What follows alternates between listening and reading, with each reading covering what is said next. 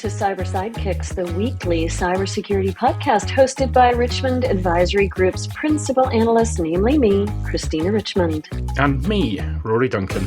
This podcast is your go-to partner for understanding the cybersecurity market, industry trends, and the real-world challenges of protecting organizations today. Hello, Christina. Hello. I still have Route 66 in my mind because today is episode 66. It is. So we could sing, "Get your kicks on Sidekicks." I don't know, something like that. But we won't because we will get copyright struck. We might get thrown in prison. And nobody will ever hear us, Yeah, nobody will hear it. So do you know that was a song sung by the King Cole Trio? Did you know that? No, I did not know that. Indeed. The Nat King Cole and the King Cole Trio. Yeah. Interesting. Well, it was on the album After Midnight. Anyway.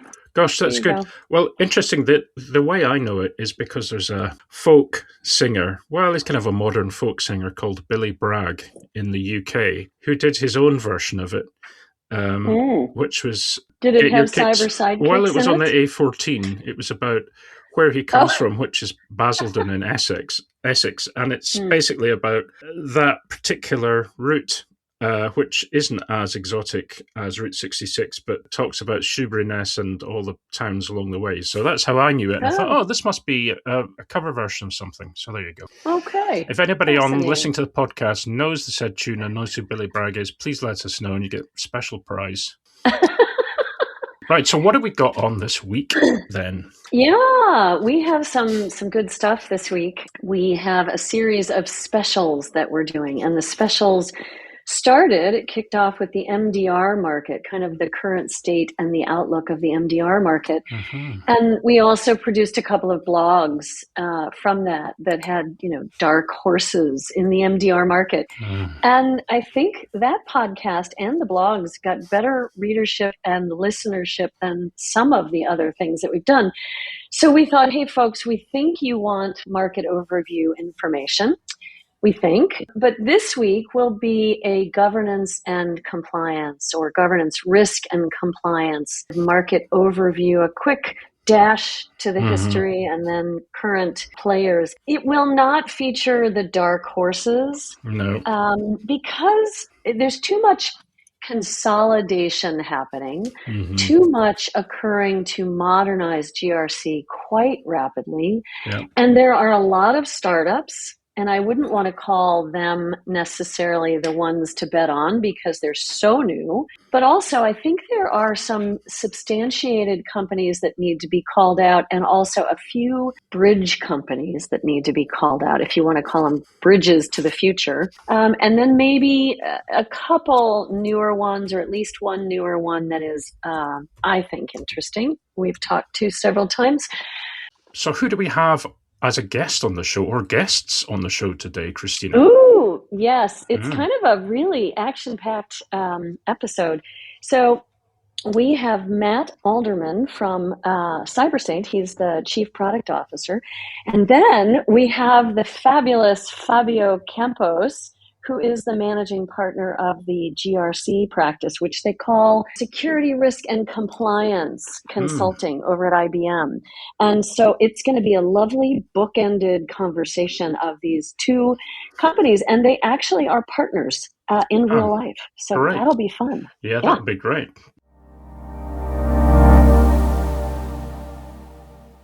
So, Christina, let's talk about a market that has been around for a very long time, but feels like it's kind of entering a genuinely new phase. And we talked about it last year on the podcast quite a bit when, in fact, yes, we reflected on the fact that things were changing, things were accelerating in their change. And that is cyber risk, resilience, and GRC, or governance, risk, and compliance, but the cyber aspect of that. Now, in the notes we've pulled together, thank you for that, what makes it interesting is that these areas are starting to converge. IBM's recent move is a strong signal of that. They've done a lot of interesting things in that area. And companies like Safe, CyberSaint, Spectrum, and others each show a different part of where the market is headed. So, Christina, let's say as a veteran in the GRC space, it's true. As an old person, well, a grey beard in that space. What do you think? Is this a good summary of where we are for GRC? Could you not comment on my grey beard? Because honestly, I do my best. Okay. Anyway, okay. Yeah, the easiest way to think about this market is to look back a bit. Mm-hmm. So I know a lot of our listeners will remember the days where if you were a large enterprise, you could hire, the big four, Deloitte, mm-hmm. PwC, KPMG, EY, maybe even Accenture, which was not really an accounting firm, but also did GRC. Yep. You could hire them. It was a very manual, spreadsheet-based, consultant-led engagement. And it was probably once a year, 20 years ago, 25 years ago. It was once a year because things didn't change quite as rapidly as they do now. So there'd be spreadsheets, interviews, policy binders, mm-hmm. point-in-time assessments that in today's world, those point-in-time assessments they'd be moot as soon as you walked out the door, right? Then what happened was the very manual labor-based spreadsheets became more automated. They were software assisted and they became, more data rich, like with companies like C1 Risk. It's a smaller company I've studied through the years. Lily Yo founded it. So women-owned, woman-run, really nice set of software to help you ingest all of your data. Great, terrific. So that was a step, and that was not creating, it would create your risk registry with you, but you still had to manually load everything. It helped, mm-hmm. right? Mm-hmm. Then next, people wanted to know for their board and for their executives, well, how much will it cost me if I accept this risk and don't remediate the risk? How much will that cost me if there's a breach? And conversely, how much will it cost me to actually update my systems to remediate and not accept that risk, to fix that risk? How much is that going to cost me? Give me a comparable. And that became cyber risk quantification, or mm-hmm. now called CRQ. But now, Rory, this is what's exciting. And the latest announcement from IBM actually signals this to me. This market is becoming operationally intelligent, where AI can now, Gen AI and agentic AI, can help us connect posture, exploitability, policy, remediation, and resilience, which we should define. So we'll get to that. Mm-hmm. But it can do all of that in near real time, mm-hmm. right? Yeah, and CRQ is an important one to remember later on because it will come up a number of times in this discussion. And I know you phrased that in terms of history, and that's important because, of course, now it would be quite easy to say, hey, everything is AI, right? So it didn't suddenly jump. It evolved in stages. So first off, it was about organizing information, then automating a workflow, then pulling in more data. And then the approach was to express cyber risk in business terms. But where we are now is that it's changed the link between knowing and acting, right? Knowing and acting. Right. Yeah, exactly. GRC has been important. Regulatory controls have required us to comply. We needed to look at our risk and figure out what we were willing to accept. Governance, is part of the whole compliance regulatory conundrum, and how do you govern that and your internal environment to be compliant and to solve the risk problem. But everything was documenting reality rather than continuously understanding and improving the reality, right? Mm-hmm, mm-hmm. Yeah, and that's why so many teams then ended up with polished documentation, but there was a limited operational clarity. So right. I think to your point, you said a tidy risk register does not necessarily mean you are resilient in reality. Exactly. I mean, woohoo, we have a spreadsheet. Woohoo, we have a report. but it didn't actually help us be resilient in real time. So now we're moving towards operational truth, more data, more signals, things have been coming in. And this is, probably where quant entered, that CRQ entered the picture, right? Mm-hmm. We're starting to translate things into business language.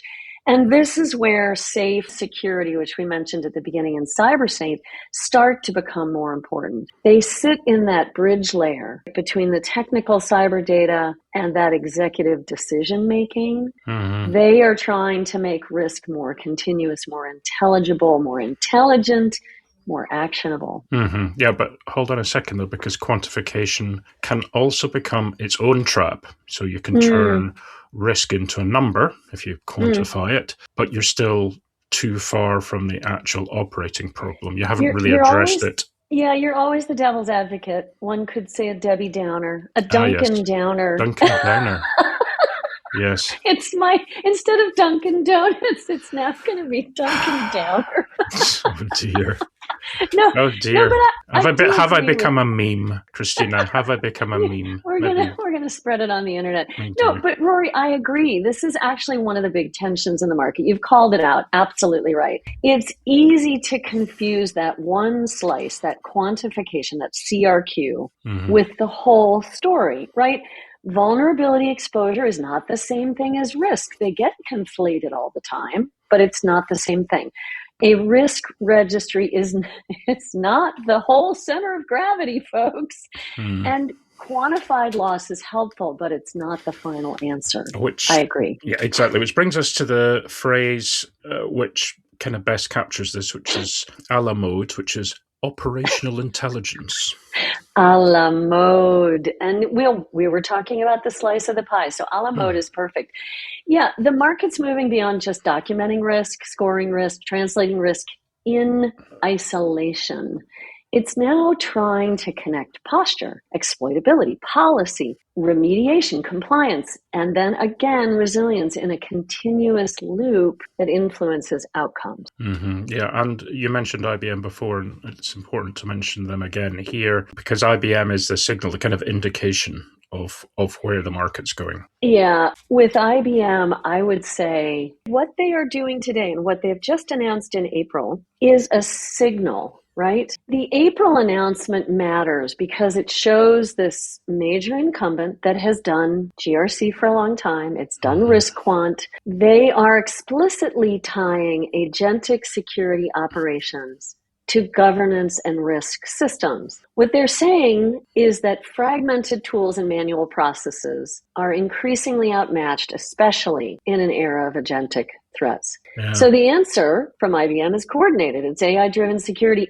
operations whose insights can feed directly into governance and risk. Right. So it's goodbye old GRC world and hello to this continuous operating model.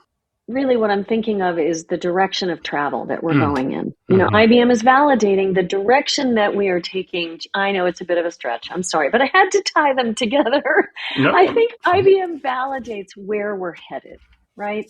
It tells the market that the future is more continuous, more evidence-based, more connected across operations, governance, and resilience. And so read the press release, folks. Some of it was this week, some of it was last week. They announced autonomous security. They announced a cybersecurity assessment in the GRC space. And then this week they announced working with Azure policy and their agentic capabilities. So read those three things to kind of get a little bit of background on this. Yeah. And you might have to read it several times. There's a lot in well, only because there's a lot in there, and it's quite detailed. Yeah, same. And we'll put the links in the show notes, so that'll make it easier for folks. Yeah. I think there was also a blog, I think. I took a glance at it. Yeah. Yes. So maybe I'll put that in the show notes as well, because the blog is more, I think it's easier to read than the press releases. But there we go. I agree. Which is fine. I agree. Let's have a look here. So we've talked about IBM being the signal or the bellwether, right? The next stage, who helps the buyers? So get from that old model to the new one, and this is why we're talking about Safe and CyberSaint. These, I think you've called them the bridge players, right? Yeah.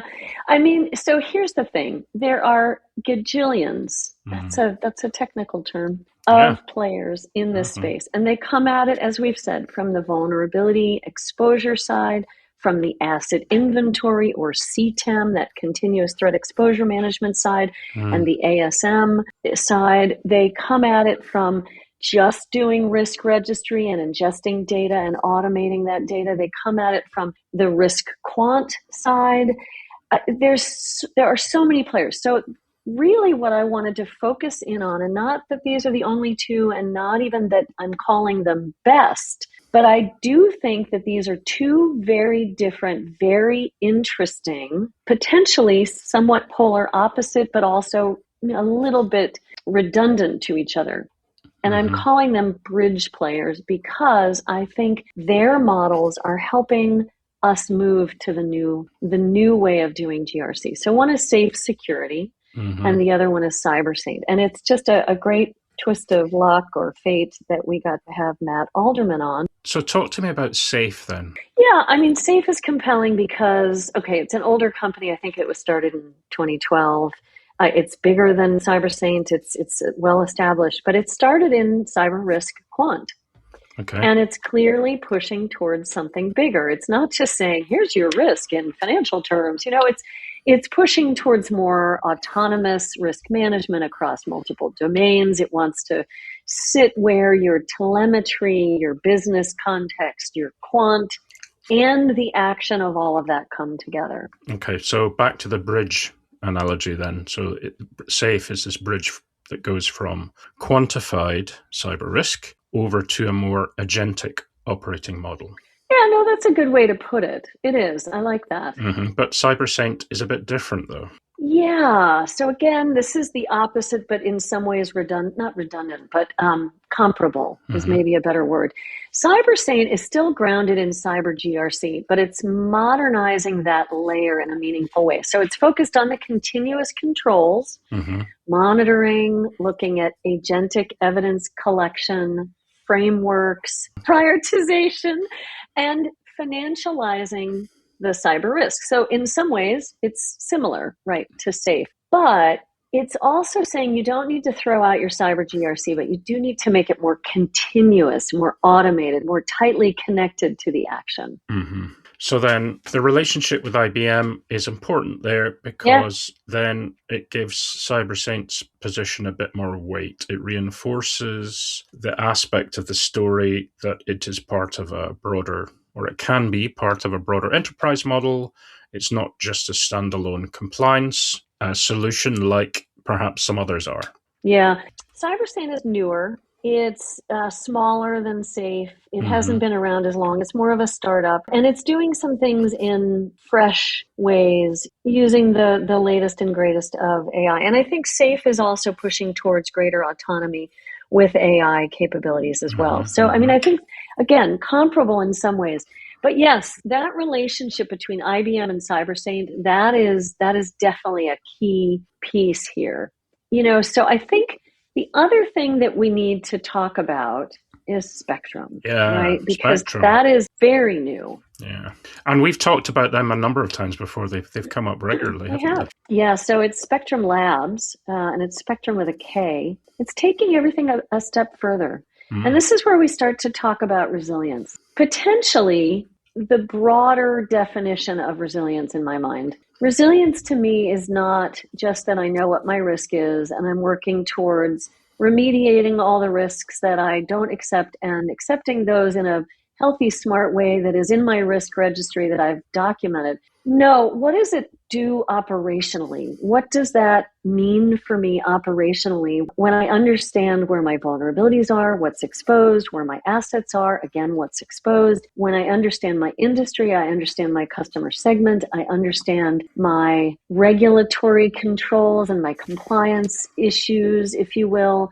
And then I actually put some operational intelligence on top of that to say, I'm going to continuously look at each of those things. I'm going to use those to make sure that I am insured. So if you can't accept a risk, you might want to at least have money in your back pocket from an insurance provider, right? And so this is what Spectrum does. It brings in quote unquote proof, and they do this by checking your controls, checking your configuration of those controls, validating that those are controls that are properly configured, and then giving you a token that says, this is proper, yes, you're using this control. They also are looking at vulnerability and exposures.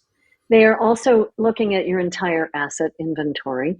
And then they're serving it up in a continuous fashion using agentic tools behind the scenes.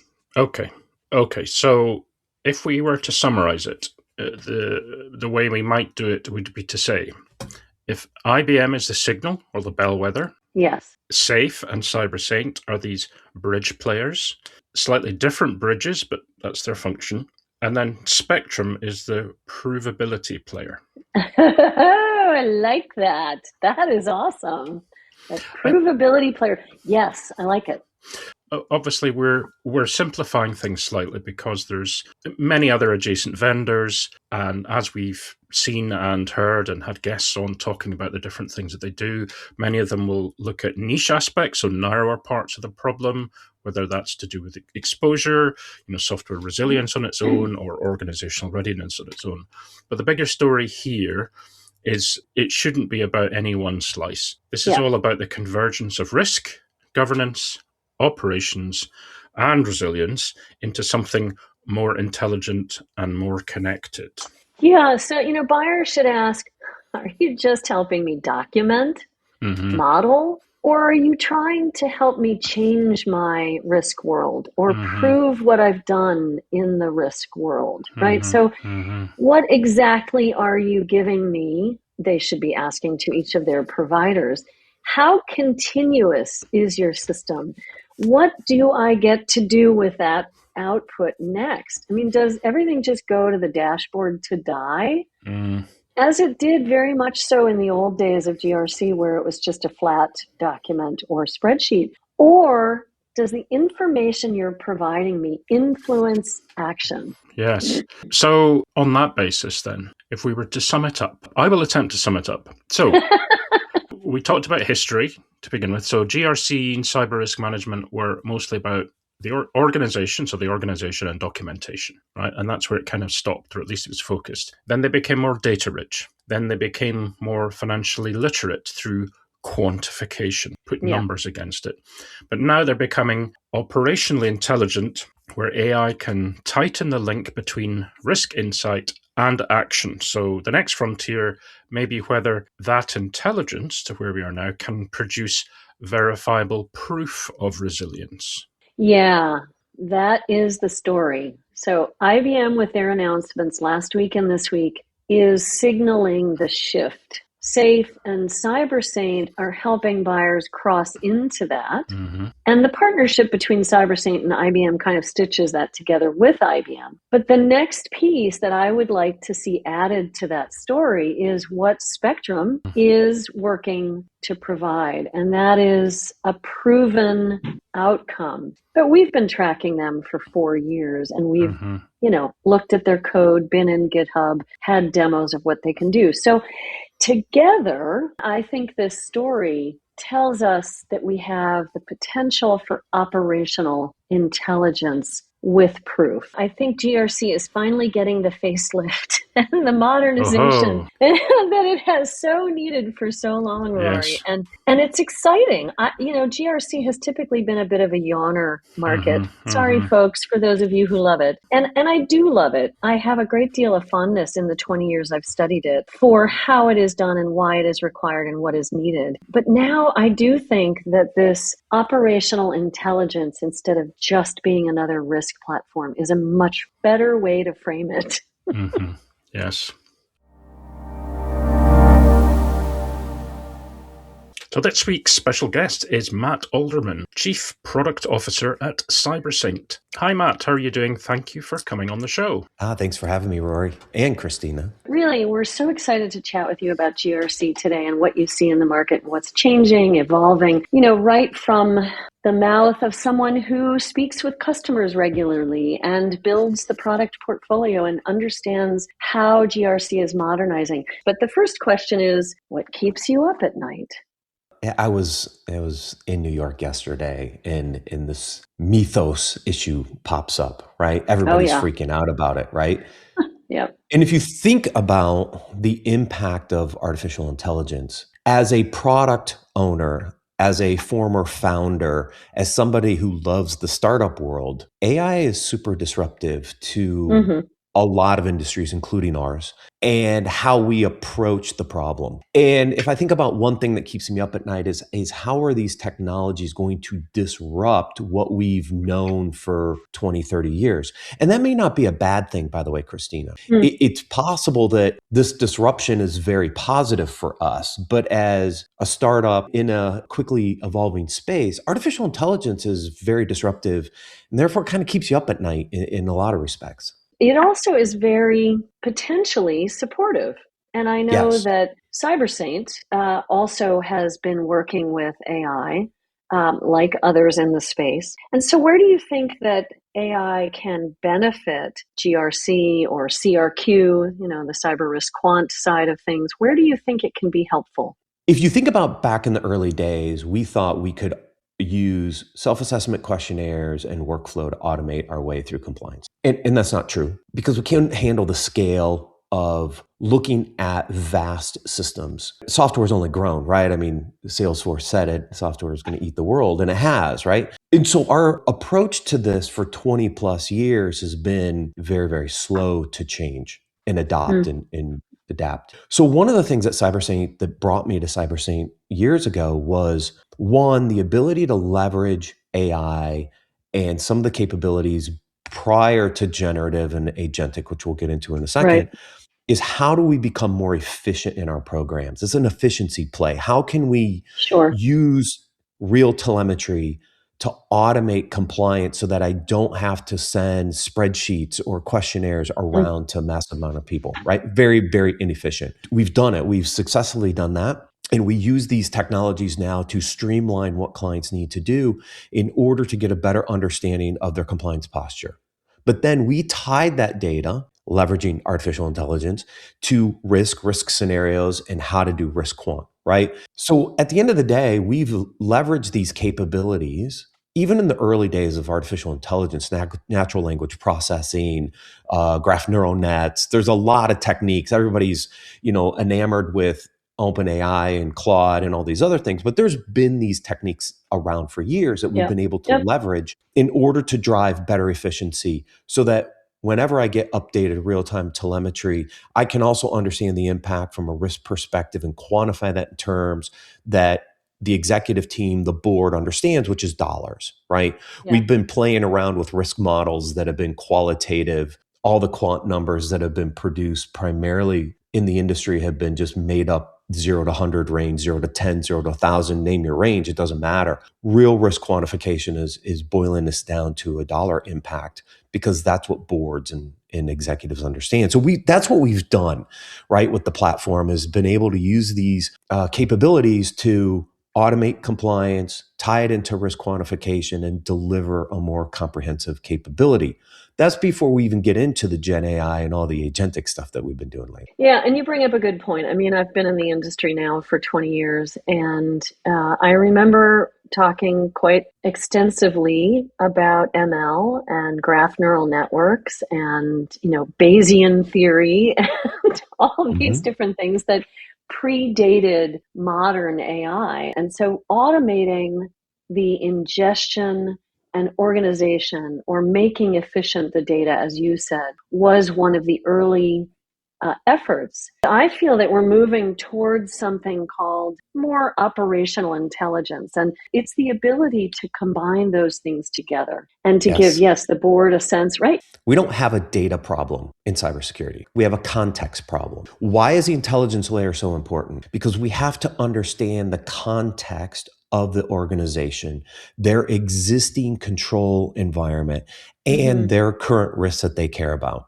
We've got great products out there in the industry, and I've worked for some of these companies over the years and helped take them public. They're great at one side of the equation or the other. So a new vulnerability comes in, Log5j comes out. Do I care? Depends. What's my environment? What's my control posture? Where are my critical assets and the risks associated with those? You can't answer that question from the vulnerability side alone. You have to be able to correlate this vulnerability is leveraging these techniques in the TTP chain. Here's the compensating mitigating controls. Do I have those in place? Do they tie to a set of risks I care about? What's that risk quant? And what's the potential impact of Log5j? And so you start to leverage these techniques to build this intelligence layer that allows you to look at any new vulnerability, any new threat, any new risk, Mythos, the one everybody's going after, and say, whoa, based off of my environment, here's what my potential risk is. And it's going to be very different organization to organization to organization. That's right.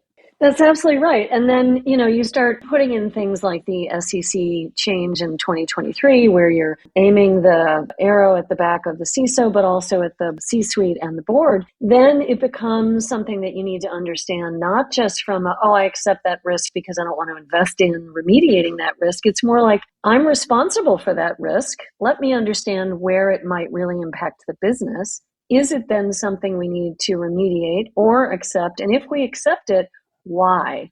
Because you have to be able to report all of that. The materiality side of this is interesting, right? What I wish would have happened back then is we would have saw a corollary to Sarbanes-Oxley, where you have the CEO and the CFO sign off on the financials. What if you had a very similar regulation in cybersecurity where the CEO and the CISO had to sign off on your risk posture? Right? What if? It would change things overnight. Well, this has been great. It's been a lovely chat, and we're really excited to have you on. And we appreciate you taking some time. We want to hear more about CyberSaint. And as I said, we look forward to a briefing and a demo. Yeah, we wish you all the best, and we're so grateful. So thanks again, Matt. Thank you for having me. Thanks, Matt. Bye-bye. Great. Well, I'm very pleased that the fabulous Fabio Campos can join us today as well for this special episode. And for those of you who don't know Fabio is the managing partner for global cyber strategy and risk leader at IBM. Welcome, Fabio. Thanks for joining us. Rory, that's a pleasure being here today with you and Christina. And I would say it's more than a pleasure, it's a privilege. And I would say that I think there's a lot of good stuff for us to cover, not only in terms of what we've been doing or what we are, but where we're going. Christina, just before we kick things off, just to say to listeners who've joined this during this part of the episode, we've already had a couple of great discussions about GRC, the history, where things have been and where we are now. And we had Matt on. It was really just to kind of include you in the conversation, Fabio, right, Christina? Yes, and so here we are, Fabio, and I gave you a quick, let's review what Rory and I talked about and what Matt and Rory and I chatted about. And what we wanted to follow up on is, did we get it right? Number one, is the history and the evolution of GRC what you see? And then where are we today? And what is the art of the possible? And why is IBM, and I'm going to call out IBM because we've already said that IBM is a signal, why is IBM moving in this direction? What is to be gained? Now, you've been looking at this for, I'm going to say, some time, and I personally, and we as IBM, value that perspective. So I believe what everything you described is totally aligned to what we believe and what I believe personally. I have always been in this industry or area in different ways and forms and different participation. But one thing that has not changed is there's all these other areas that become more, I'm going to say, important depending on the lenses that we look at from a security or cybersecurity point of view.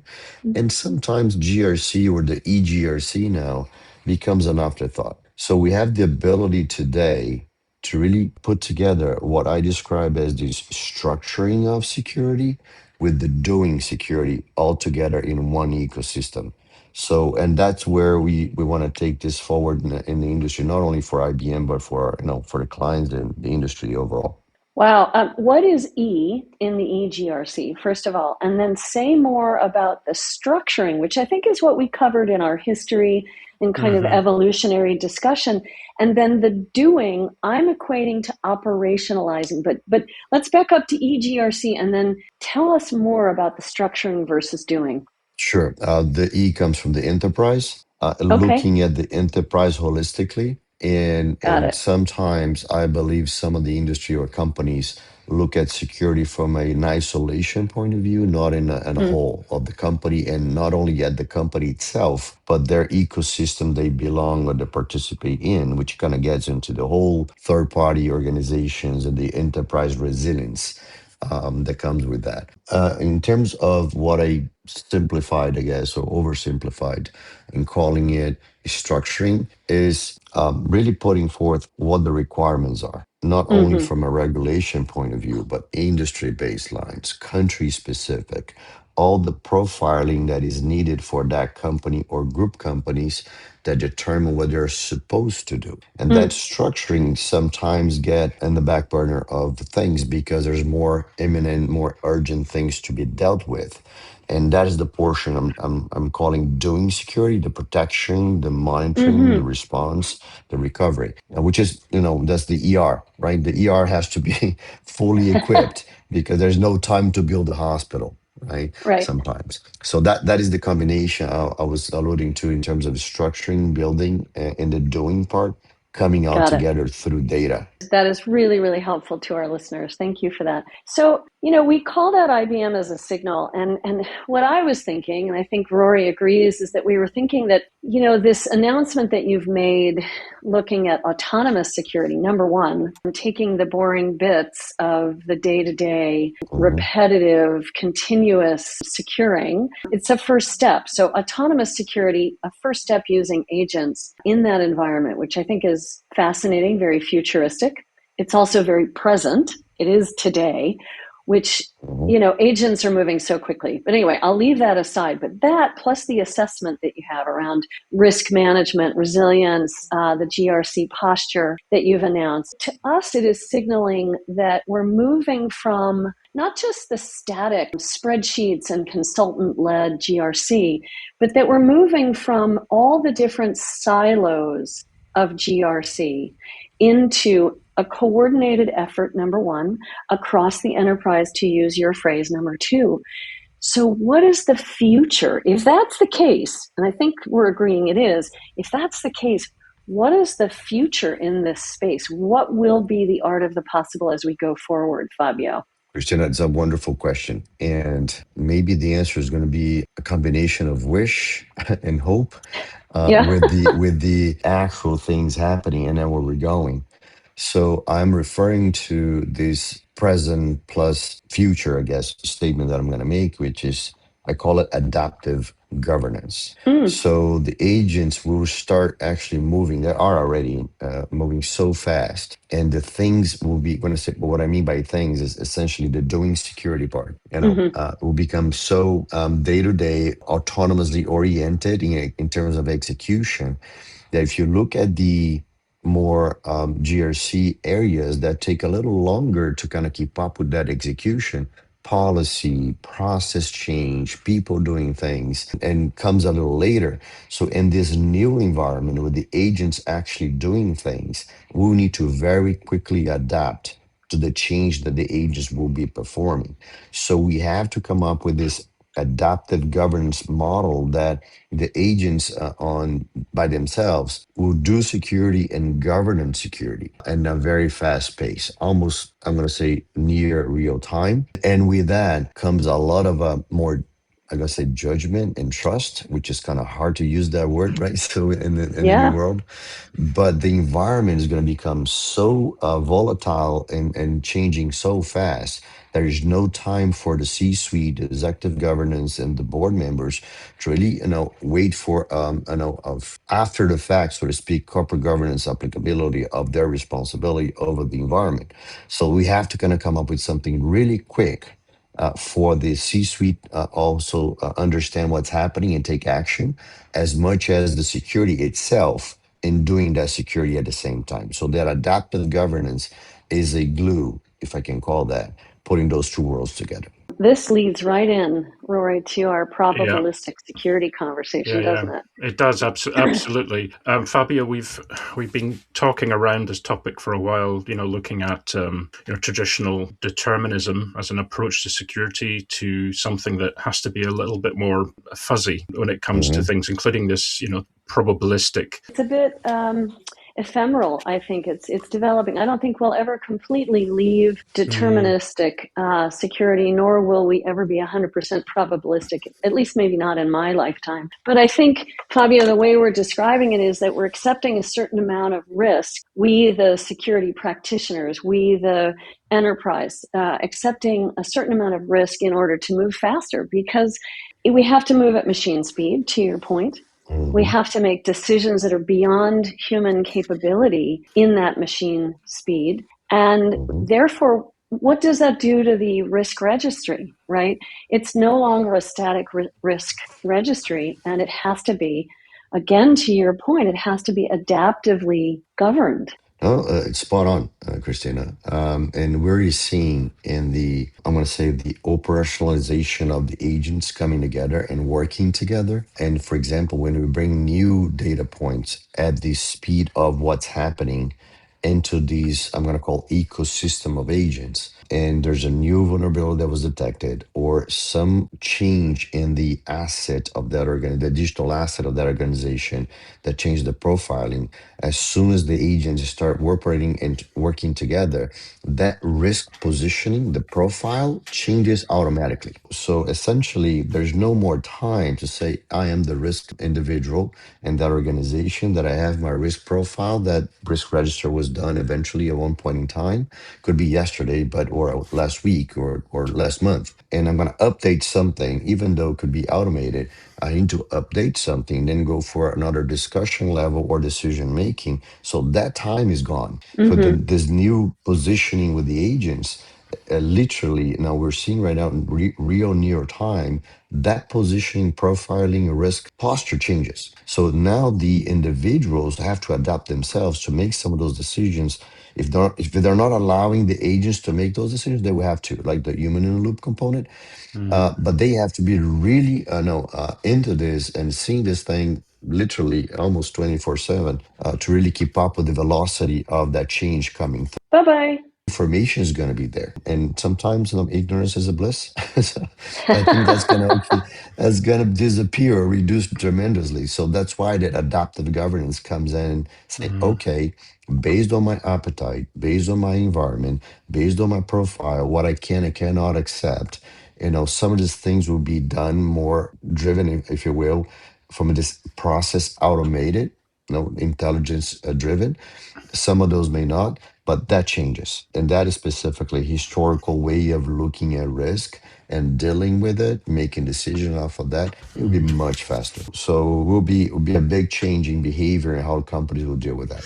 It sounds as if that's heavily automating to the point of which it would only slow things down, having a human doing the governance aspect.